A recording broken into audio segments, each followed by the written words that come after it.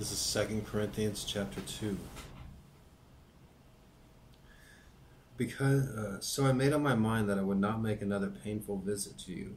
For if I grieve you, who is left to make me glad but you whom I have grieved?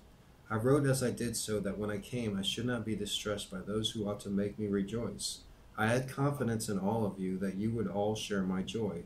For I wrote you, and out of great distress and anguish of my heart, and with many tears, not to grieve you, but to let you know the depth of my love for you. Forgiveness for the sinner. If anyone has caused grief, he has not so much grieved me as he has grieved all of you, to some extent. Not to put it too severely, the punishment inflicted on him by the majority is sufficient for him.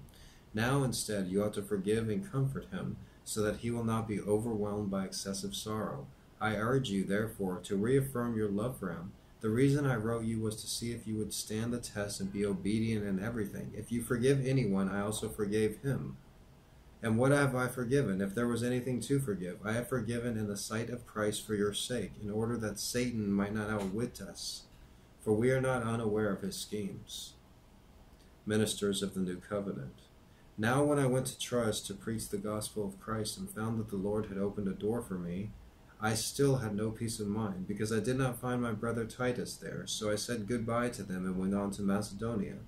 But thanks be to God, who always leads us in triumphal procession in Christ, and through us spreads everywhere the fragrance of the knowledge of him.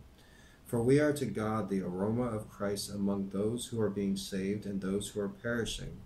To the one who are the smell of death, to the other the fragrance of life. And who is equal to such a task?